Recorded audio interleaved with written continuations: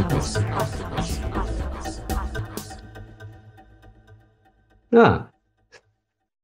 So good afternoon, everybody. We're back. Second day of our symposium on gamification versus play. Firstly, let me introduce our next guest, who's Cynthia Chepkemoi from Nairobi. Thanks so much for joining us, Cynthia. Before we go on to your presentation, what I'd like to do is just a little kind of recap of what we were talking about yesterday. And for those of us who weren't there, this is a symposium about, in its broadest sense, gamification and play, as you'll understand by the title. Gamification is what we understand gamification to be the design of non-game environments to look like games. A classic example would be the way an Amazon worker in a fulfillment center has his working day organized through computer interfaces, which use things like bonus points, leveling systems, rewards, in order to kind of increase productivity. So that's one whole kind of part of gamification, which you can observe throughout all form of different gig workers' practice. Then, you can also ask ourselves, once you start to think about gamification in these terms, it seems to be extremely widespread. For example, the whole logic behind social media competing in terms of how many friends one has, how many people read your posts, who likes what, et cetera, can also be kind of seen as sort of gamifying that whole social interaction. And of course, the sort of distant cousin of gamification is play, which we understand as something freer, without boundaries, a kind of almost pure expression of creativity, as sort of referred to by various people, from Plato to Schiller to Johannes Huizinga and the Homo Ludens, etc. And as you'll see by the guests which we've invited, we've got quite a broad spread. And the idea behind this is because gamification seems to be so sort of embedded or in our digital experiences and lives, that it seemed to make sense to have a broad and selective range of different experts to talk about how they experience gamification, but often in quite an oblique way. So just to quickly sum up what happened yesterday, we briefly introduced ourselves. Also, let me just do that again now. This is a symposium which is co-organized by NETSA, which is a research group for networks based at the Academy of Media Arts in Cologne, and the Academy of the Arts of the World, which is also based in Cologne. And we're very happy to be working together with them. It's been really a great experience, and I'd like to say thank you on behalf of everyone at NETSA to everyone at the Academy. It's been really great. Thanks a lot. We had 3 guests yesterday. We started off with a presentation by Dr. Kagonya Awori, whose presentation was titled "An Afrocentric Lens to the Design of EdTech Games." And Dr. Awori was taking us through her PhD research and how she was using 360 videos to mediate traditional practices from elders in a community in Kenya, the Luya community, to members of the same community who lived in Australia. She was talking about how, and through that research, she was basically trying to outline ways in which, different ways in which knowledge is passed on in the context of the Luya community, which is more group-based. I think she had the 3 Ps: people, practice, and I'm afraid I've forgotten the third P. But what she was outlining was a particular kind of knowledge practice, which is typical and characteristic of a Luya community, and she was proposing ways in which that practice and that exchange can also be incorporated into the design of tech, so that tech in general is sensitive and absorbs cultural and knowledge practices from around the world and filters those and distributes those all around the world, as opposed to just coming with a particular version of what, on a particular ideology and particular set of expectations and aspirations coming from Silicon Valley. We followed on with a presentation by BM, or Bethwel Mude, a poet from Nairobi, who was talking about the relationship between Kenya and Kenyans to debt and gambling. So trying to kind of look at the relationship between the national debt and individual debt, between betting practices and speculation, and also trying to, I think, articulate a sort of a sense of how individuals can be perhaps resilient or negotiate or engage with this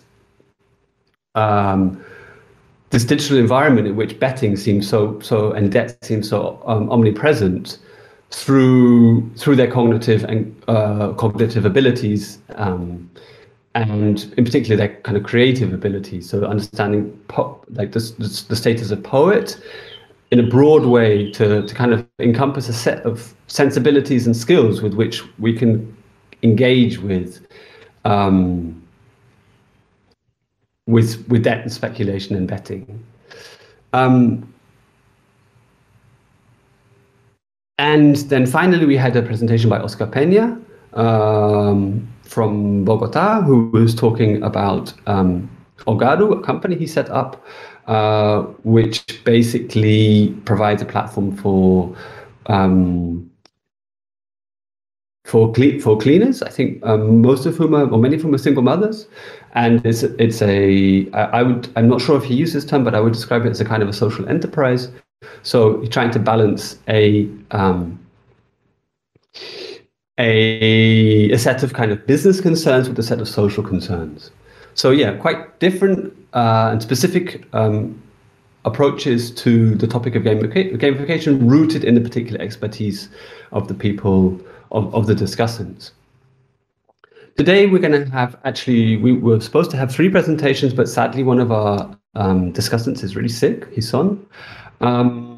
So she won't make it today. We will share her presentation in the chat for people that are interested. It's actually a really wonderful speculative future which explores the idea of kind of an internet of animals.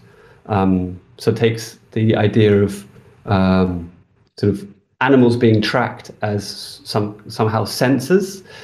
I mean, there have been many examples both in antiquity and in contemporary times of animals somehow sensing natural disasters before humans can.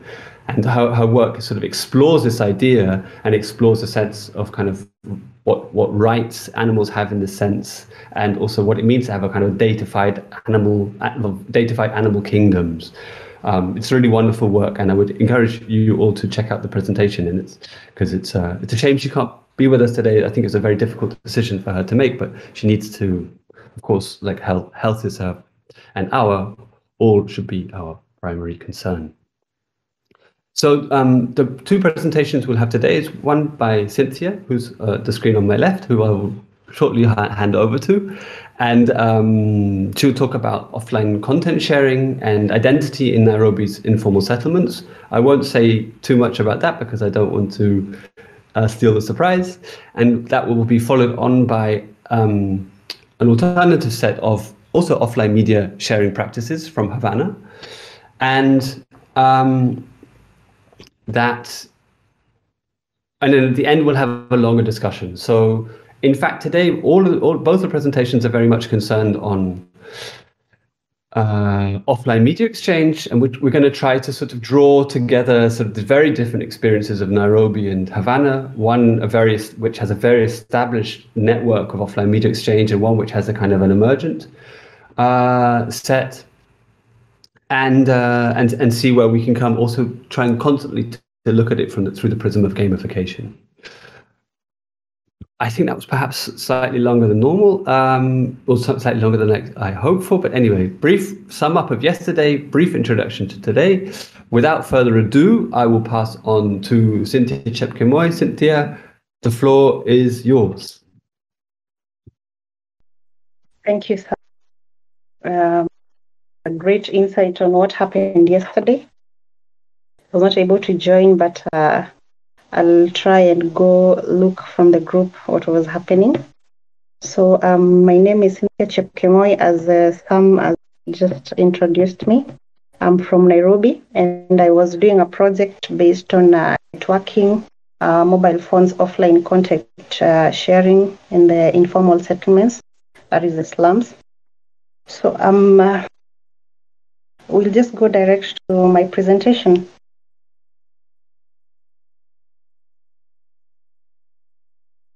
With the progress and application of IT, networking and internet access has been gaining world's attention.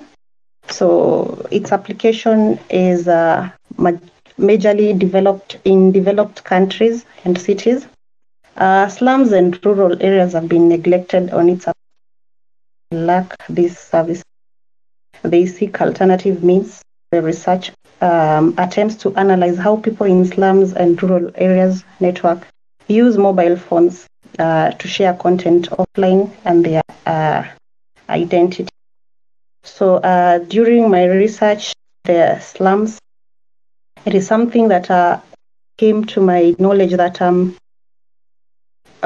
concerning network, it's still a bit of a lot of work by the time that these people get to access internet in a level that it lets them know everything around them and their environment, understanding well how to maybe upload their games or even videos that they do on day-to-day basis,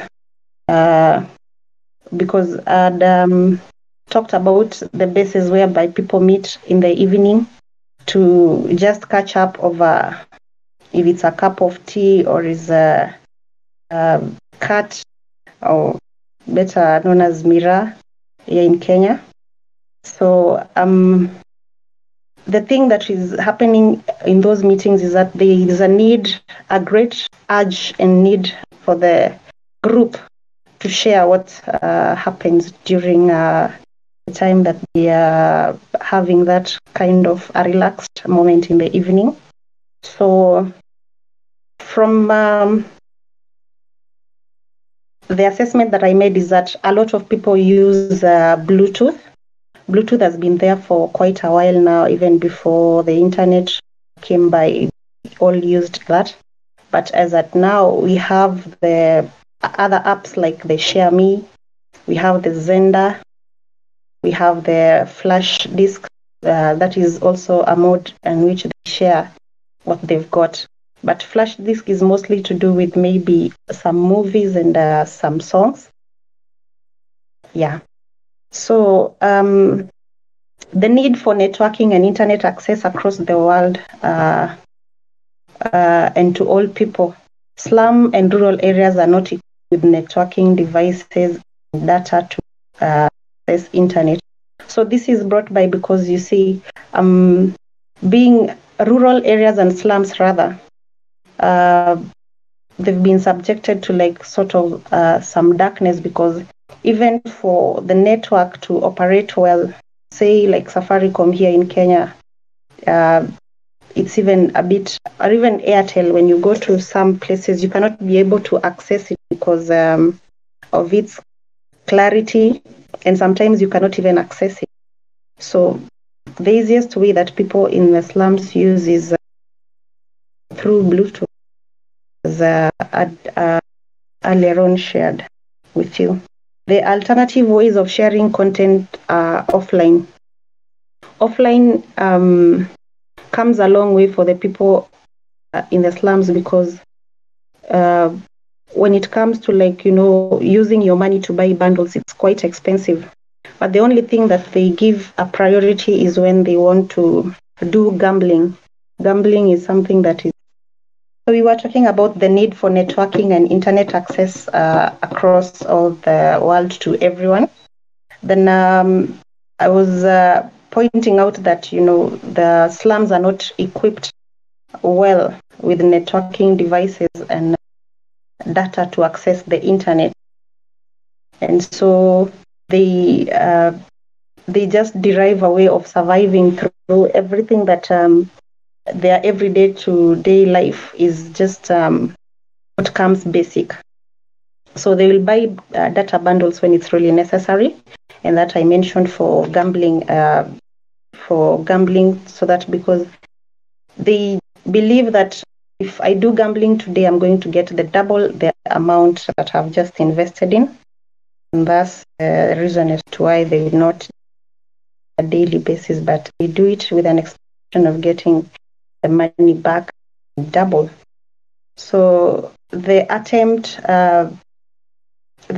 was to study the effectiveness of the devices, how they are used, the benefits, the limitations in relation to networking. So while at it, these people are really interested. They wanted to know why the research was being carried out and in what is it going to be of help. So the benefit, they'd really love to access internet and be like the other people so that their lives would be able to be at ease. Because nowadays you just even find that even for news, by the time it reaches TV stations, the internet already, people are aware. So they also want to not be left out, to share the games, photos, as they would please without limitations of data bundles. So the problems with networking and internet access in slums and rural areas are the poor living standards. There is the poor infrastructure, lack of electricity, no installation taking place, lack of awareness, and the regular fire outbreaks in slums. So starting off first with the poor living standards, that is, of course, the key thing, because most of these people, the unemployment rate is really high, and they are just trying to survive. And for them, what is most basic is food, water, and shelter before any other thing.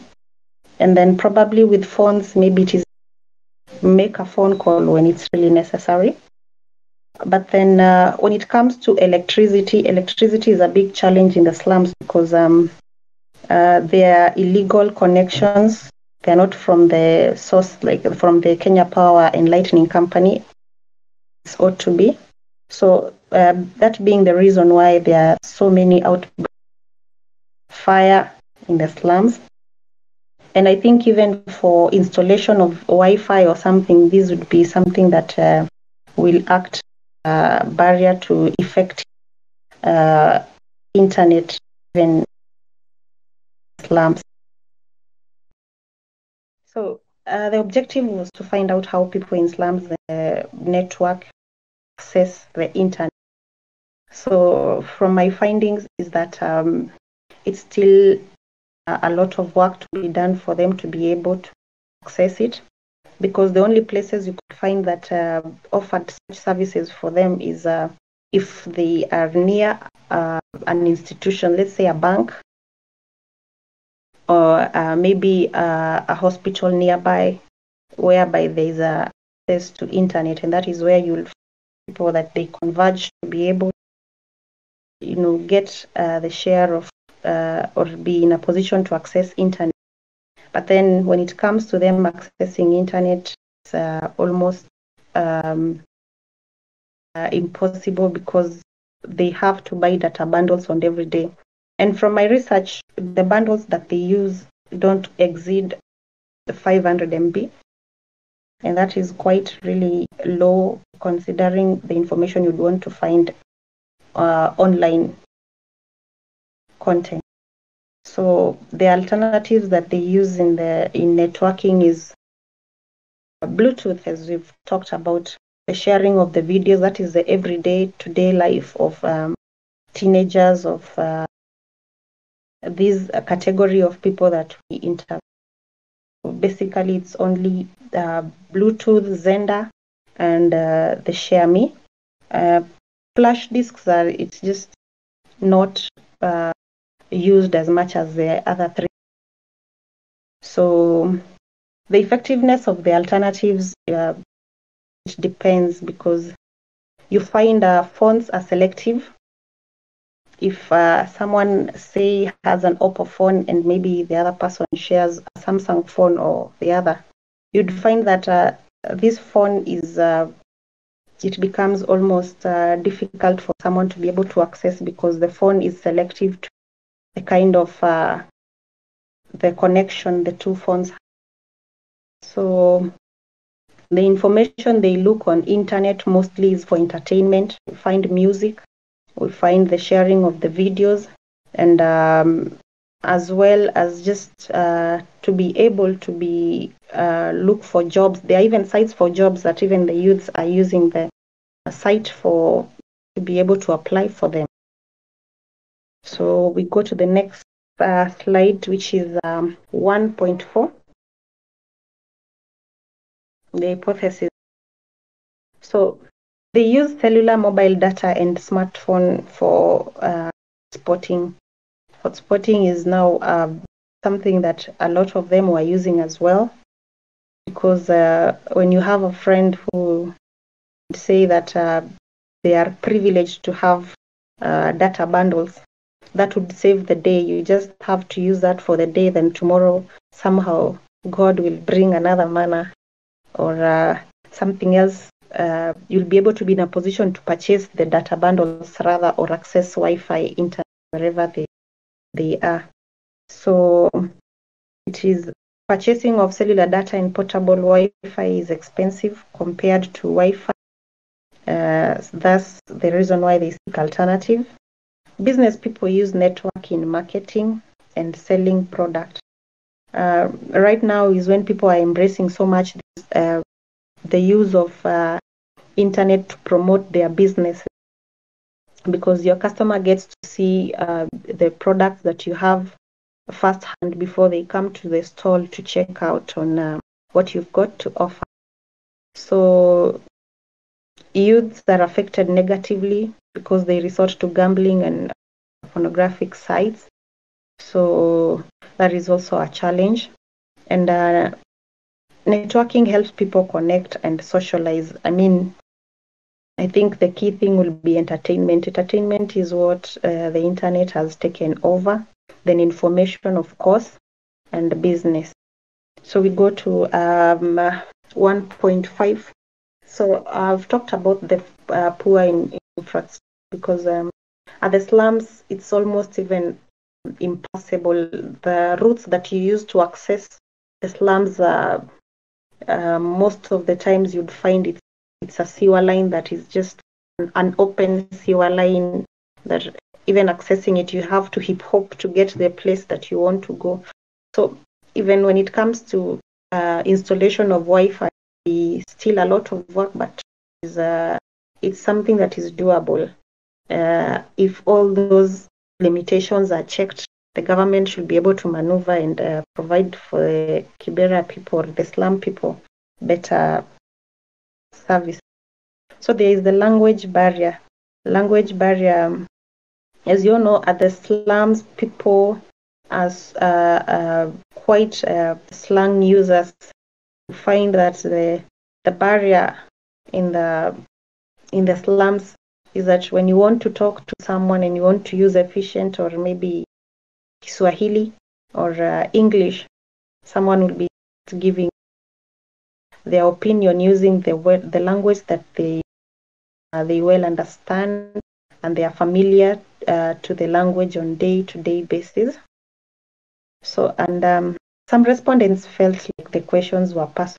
Someone would ask like, some people felt like, the question of money that they use daily to buy bundles, it felt like it's exposing the, in quotes, nakedness of like, my pocket, how much I use on a day basis.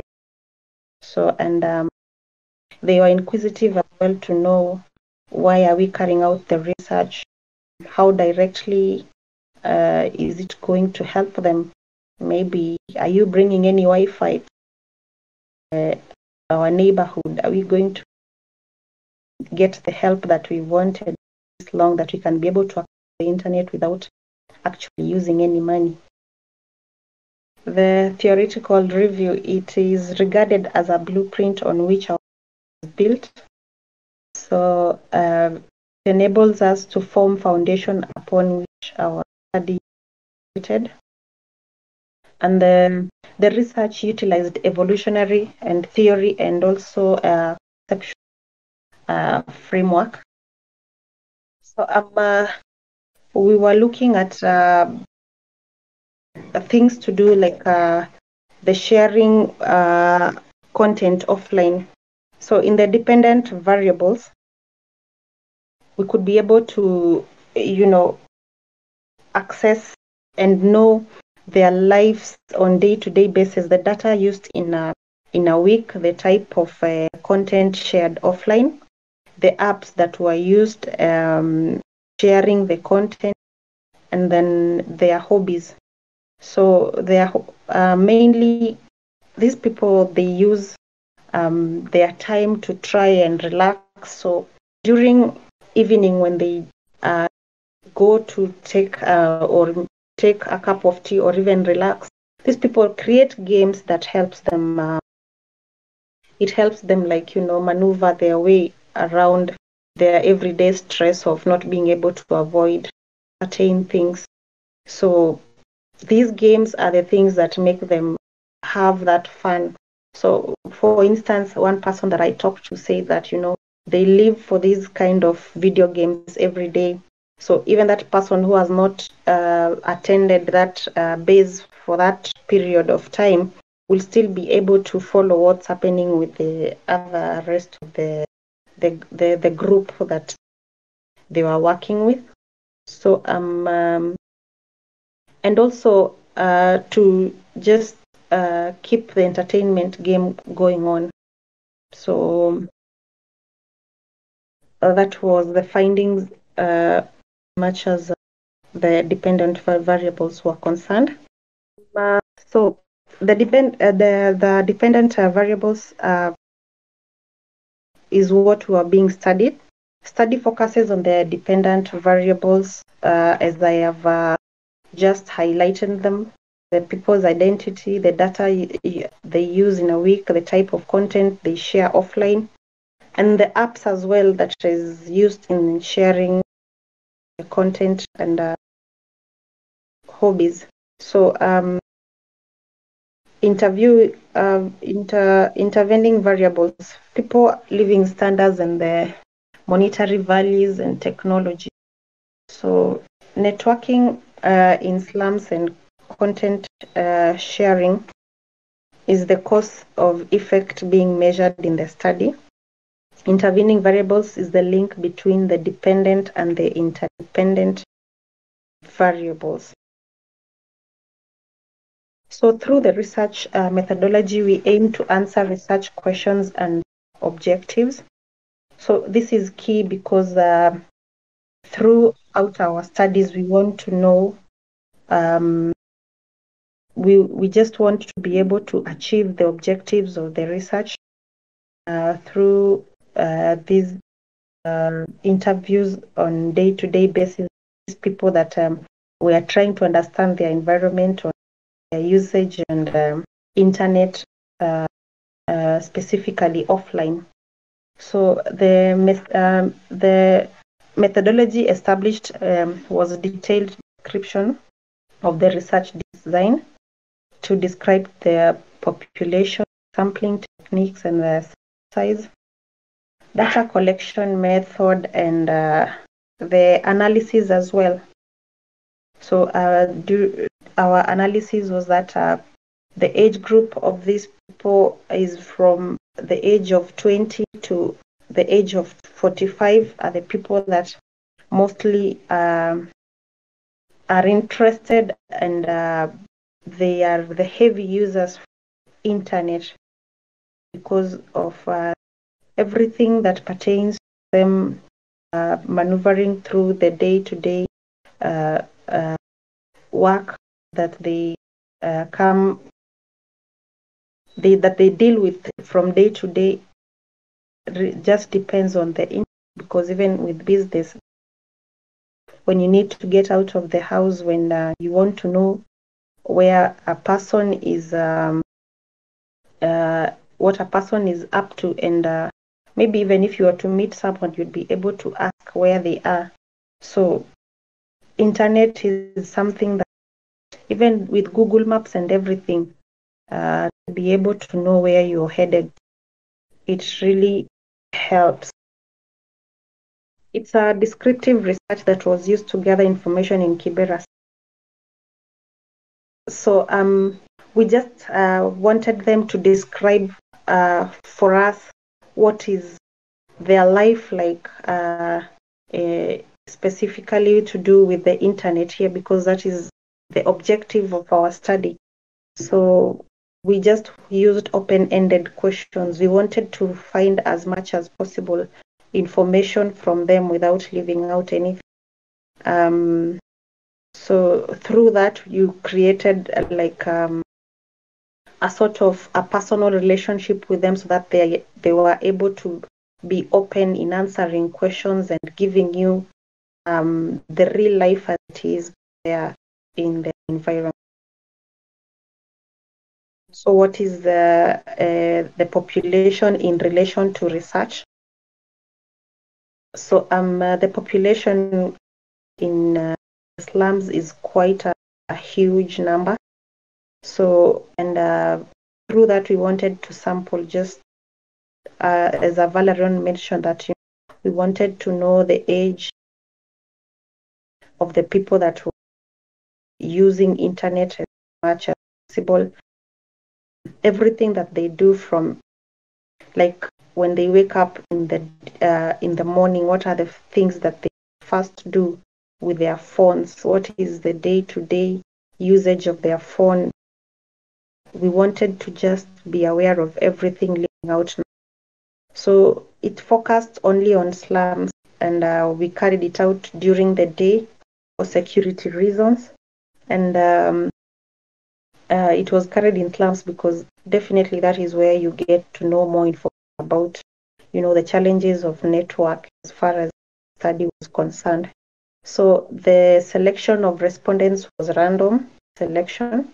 It all depended. It was dependent on someone being receptive to our research.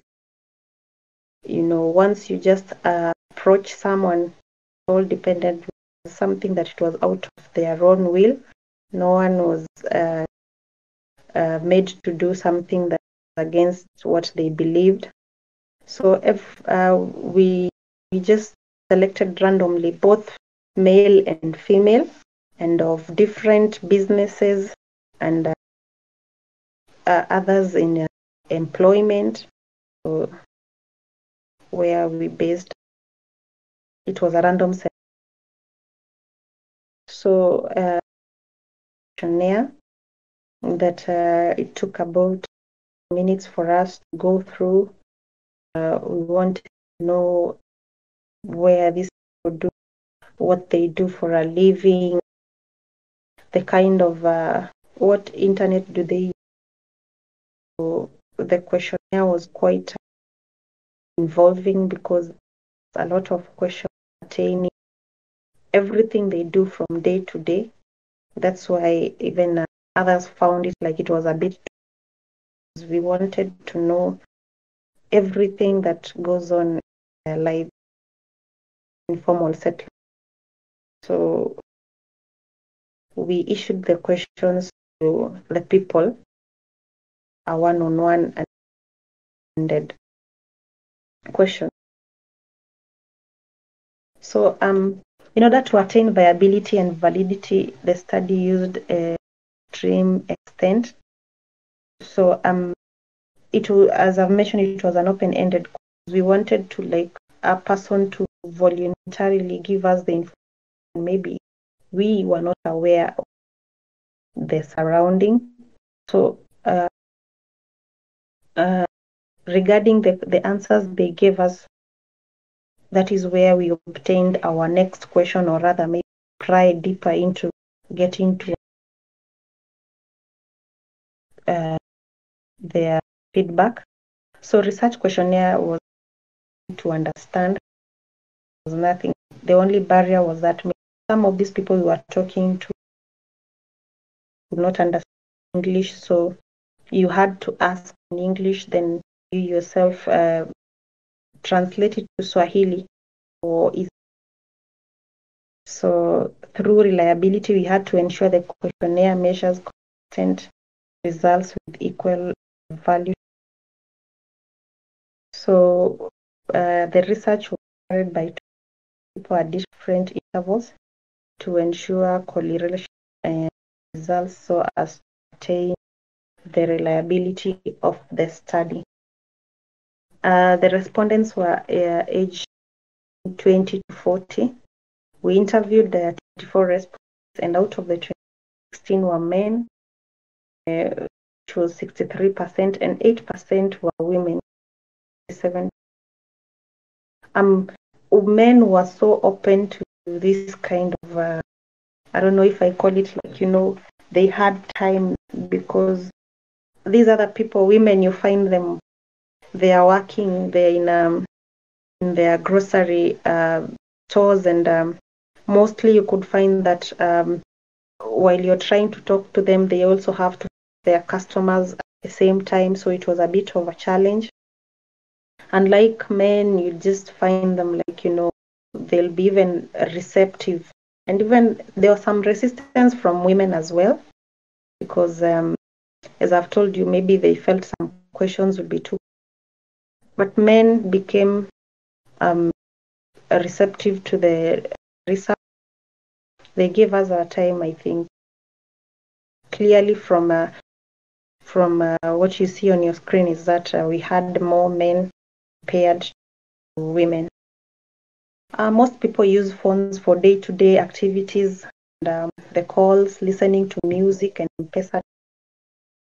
So M-Pesa transactions tops it up, because this is now something for even security purposes. A lot of people they're dependent, so that even if you get mugged or something, because that is the slums, you are able to still have your money in.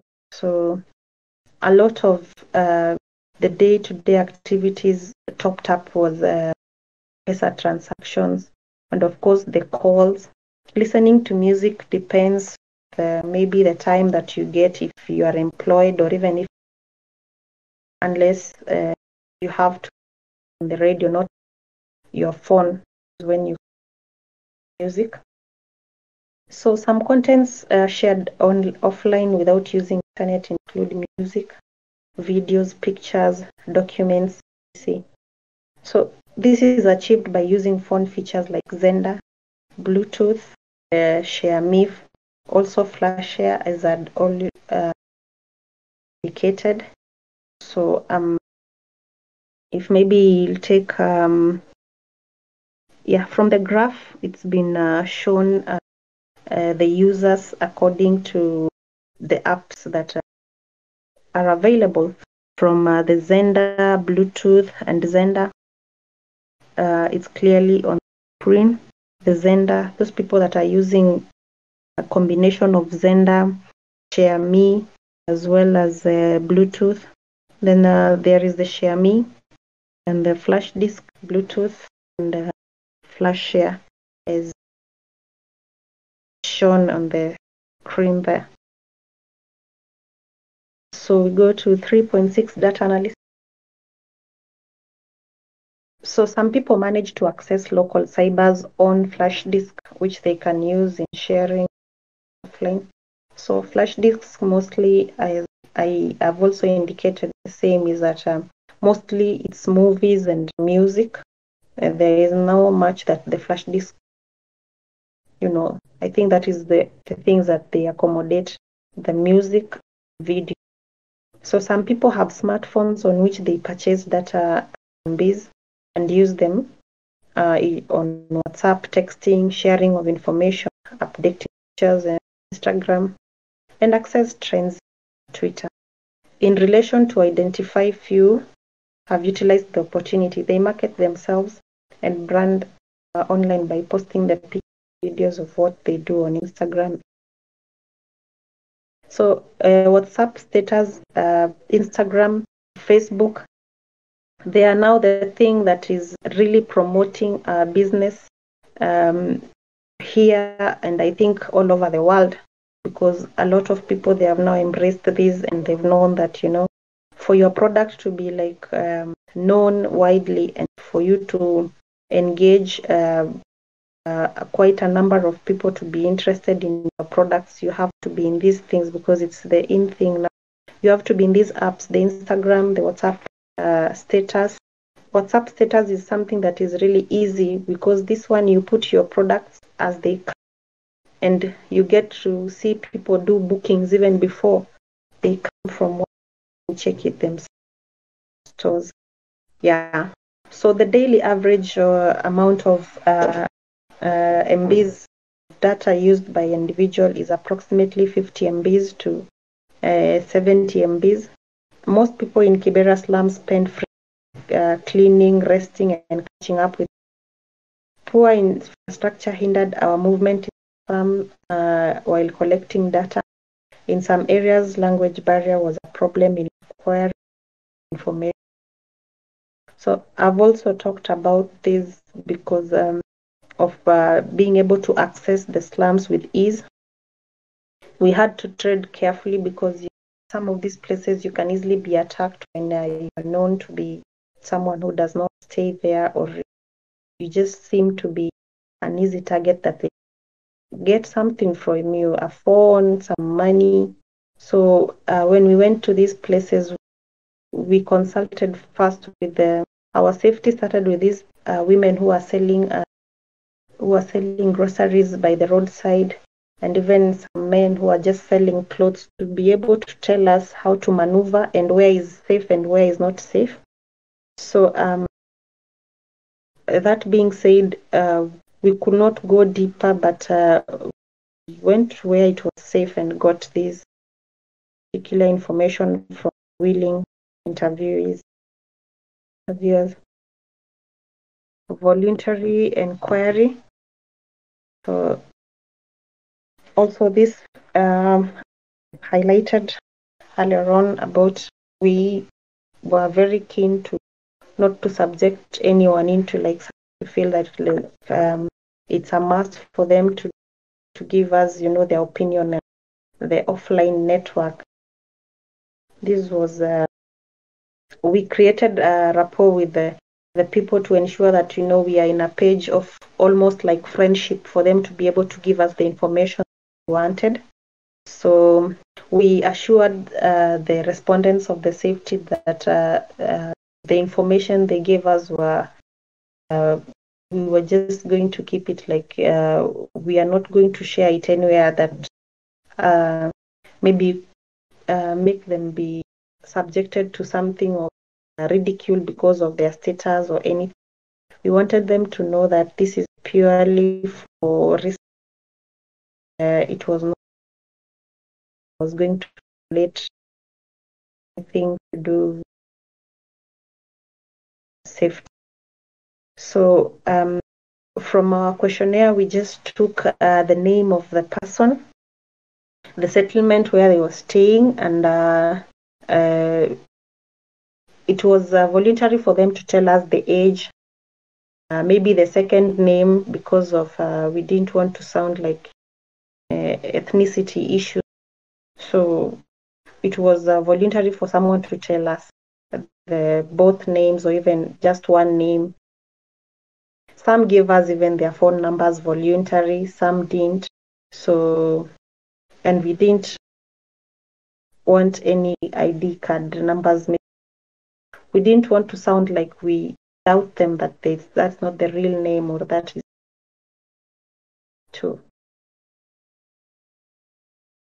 So, and that is the end of the presentation.